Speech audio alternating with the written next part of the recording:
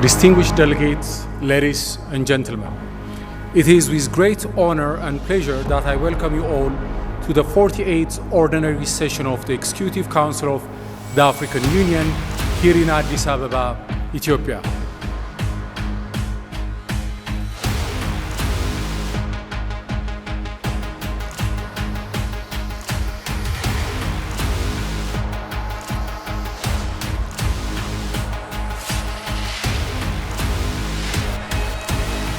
ሰላም ጤና ይስጥልን የሐሳብ ዴሊ ቤተሰቦቻችን በዛሬው ይዘንላችሁ የመጣነው ስለ 48ኛው የአፍሪካ ህብረት ጉባኤ ነው።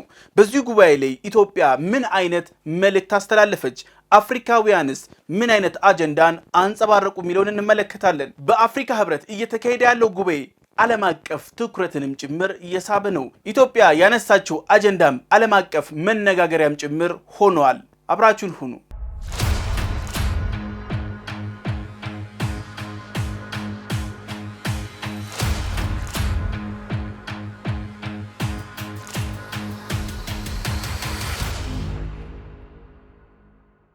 48ኛው የአፍሪካ ህብረት መደበኛ ጉባኤ እየተካሄደ ነው። ዘላቂ የውሃ አቅርቦት ደህንነቱ የተጠበቀ የንጽህና አጠባበቅ ስርዓቶችን ማረጋገጥ በአጀንዳ 2063ም ግቦች ስኬታማ መሆናቸውንም ማረጋገጥ አንደኛው አጀንዳው አድርጎታል። እንዲሁም የሥራ አስፈጻሚዎች ጉባኤም ይካሄዳል። ይህ ጉባኤ የሚካሄደው ደግሞ ለ39ኛ ነው። በ48ኛ የአፍሪካ ህብረት ጉባኤ ላይ ነጥሮ የወጡት አጀንዳዎች ዋነኛዎቹ እነዚህ ናቸው። የመጀመሪያው አፍሪካ ሀብቷን ማወቅ ጀምራለች። ከሁሉም በላይ የሆነው የውሃ ሀብት ላይ ደግሞ በሰፊው አተኩራለች። ሀያላን ሀገራት የቴክኖሎጂ የበላይነትን ለመያዝ ወሳኝ የተባሉትን ማዕድናት መቆጣጠር ጀምረዋል። በዚህም እንቅስቃሴያቸው ላይ ዓለም አቀፍ ግንኙነቶች ዋና የተባሉ የሎጂስቲክስ ስርዓቶችም ጭምር ማዕከል መሆን ጀምሯል። ሀያላን ሀገራት የአፍሪካን የውድድር ሜዳ እንድትሆንም አስገድደዋታል። አፍሪካ በዓለማችን ላይ ካሉ ክሪቲካል ሚነራል ከተባሉት ውስጥ አብዛኛውን ፐርሰንት የምትይዘው አፍሪካ ነች። አፍሪካ በአሁን ሰዓት ላይ የሀያላን ሀገራት የአይን ማረፊያም ጭምር ሆናለች። Fierce competition for technological supremacy, control of critical mineral resources, and major logistics routes are becoming a dominant feature of international relations. Trade and economic cooperation are becoming subordinated to political and security considerations. In this context, many big and middle powers are viewing Africa as a site for their competition and as an instrument of their ambitions. አፍሪካ ስለ ክሪቲካል ሚነራሎቿ እየመከረች ባለችበት በተመሳሳይ ሰዓት አሜሪካ ይህንን እየመከረች ነበረ። ማርክ ሩቢዮ እንዳሉት ከሆነ ዓለም አቀፍ የማዕድናት አቅርቦት ጉዳይ አሁን አጀንዳ ወደ መሆን መጥቷል፣ ትኩረት እያገኘም ነው ሲሉም ጭምር ተናግረዋል። አንዳንድ ሀገራት ኢፍትሃዊ ልምምድ እያሳዩ ነው። በድጎማ እንዲሁም መንግስታትን በማባበል እንዲሁም ማዕድናትን በብቸኝነት እየተቆጣጠሩ ነው። እኛ ያንን ሂደት ማስተጓጎል እንፈልጋለን፣ አዲስ ስርዓት እንዲዘረጋም እንፈልጋለን እያሉ ነው። አሜሪካ በአፍሪካ ውስጥ ስላለው ክሪቲካል ሚነራሎች ትልቅ የተባለ ፍላጎቶችን እያሳየች ነው። አሜሪካ በአሁን ሰዓት ላይ አፍሪካ ውስጥ ስላሉት ክሪቲካል ሚነራሎች በሰፊው እየሰራች ነው። እንዲሁም አዳዲስ የተባሉ ውሎችንም ማቅረብ ጀምራለች። I think there's a growing global recognition that we need to have supply chains for critical minerals that are reliable and diverse across the world. Some countries have a number of critical minerals that they have available to them in terms of mining, but just haven't been able to do it because a foreign competitor will come in.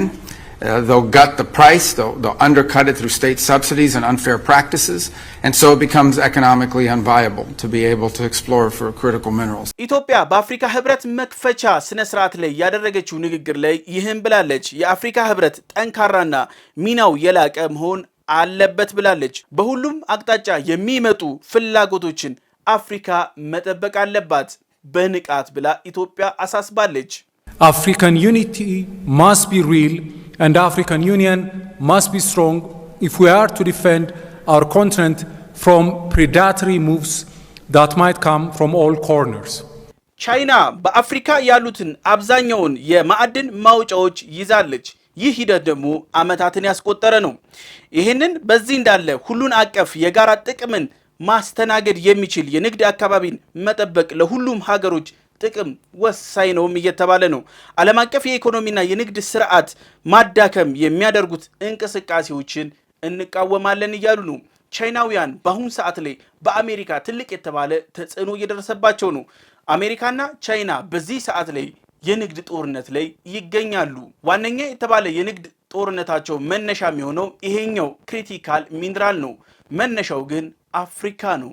Maintaining an open, inclusive, and mutually beneficial international trade environment is in the common interest of all countries, and all parties have a responsibility to play a constructive role in safeguarding the stability and security of the global supply chain for critical minerals. At the same time, we oppose any country using small circle rules to undermine the international economic and trade order.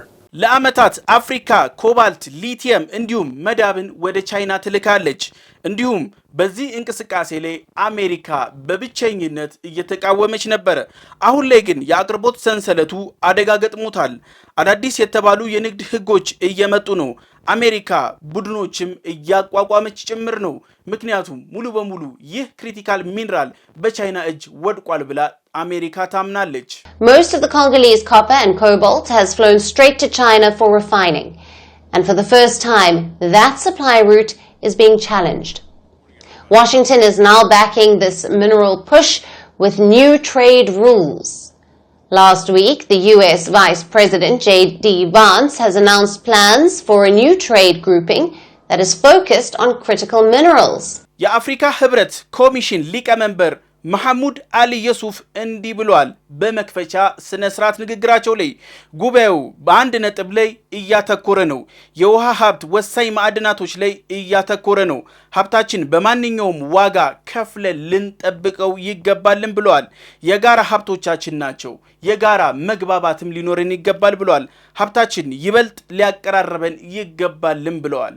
ክቡራትና ክቡራን፣ በዚህ ዓመት በውሃና በንጽህና አጠባበቅ ላይ ትኩረቱን ያደረገው የዚህ ጉባኤ ጭብጥ እጅግ ከፍተኛ ጠቀሜታ ያለው ነው። ለሁሉም ሀገሮቻችን እጅግ አስፈላጊ የሆነው ይህ ሀብት በማንኛውም ዋጋ ሊጠበቅ የሚገባው የጋራ ሀብት ተደርጎ ሊወሰድ ይገባል። ይህ የተፈጥሮ ሀብት አገሮቻችንን ይበልጥ የሚያቀራርብና ለሰላም መረጋገጥ እንዳነቃቂ ምክንያት የሚያገለግል መሆን አለበት። አጀንዳ 2063 በአፍሪካ የተያዘ ግዙፍ የተባለ ፕሮጀክት ነው።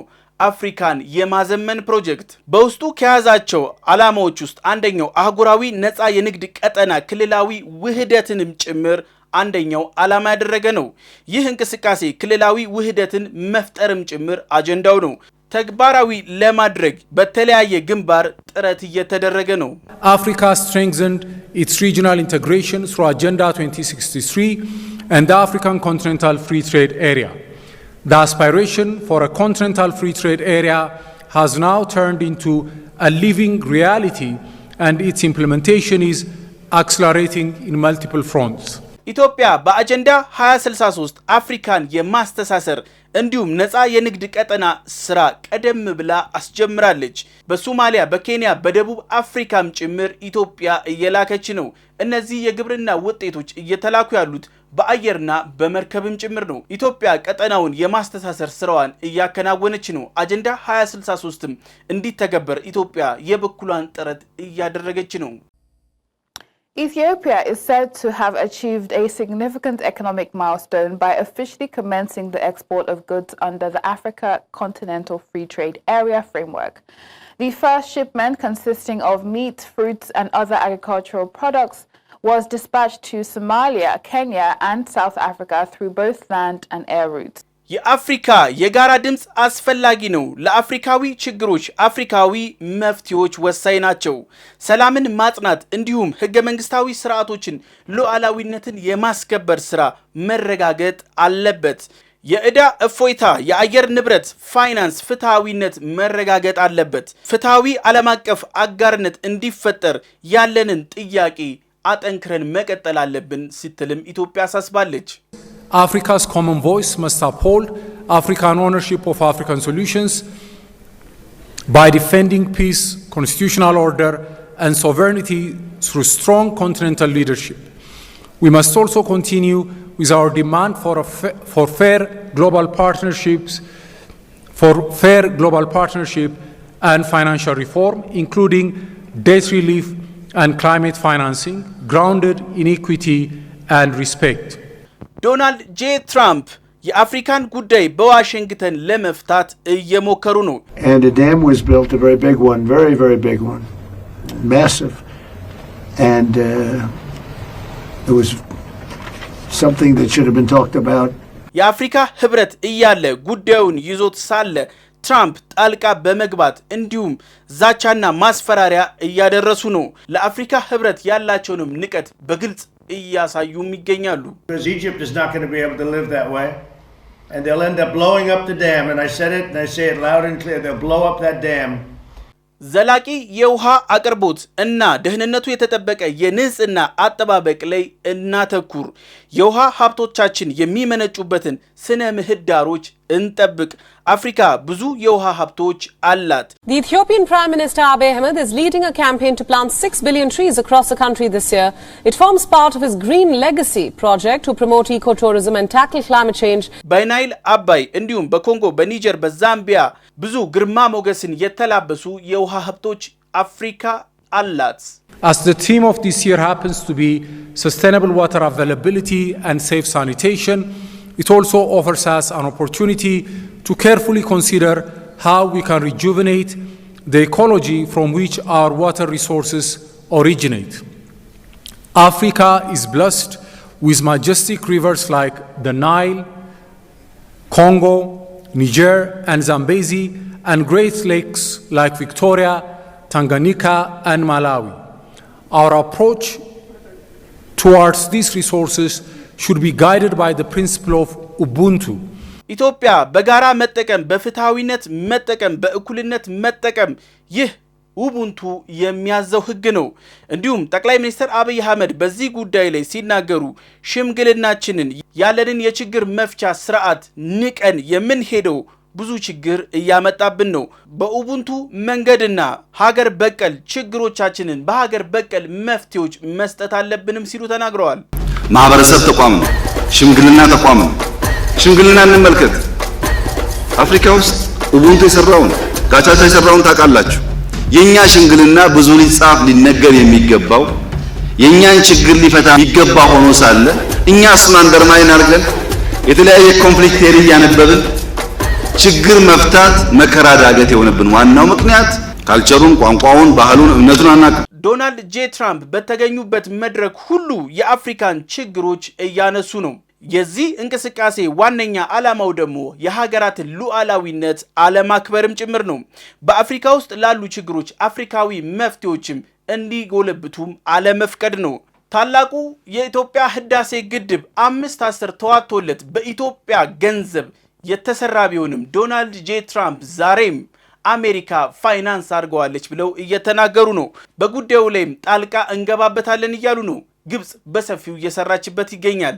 በኢትዮጵያና በግብጽ መካከል ባለው ውጥረት በአፍሪካ ህብረት መፈታት ሲገባው ጉዳዩን ወደ ውጪ ኤክስተርናላይዝ በማድረግ ግብጽ ተጠምዳለች።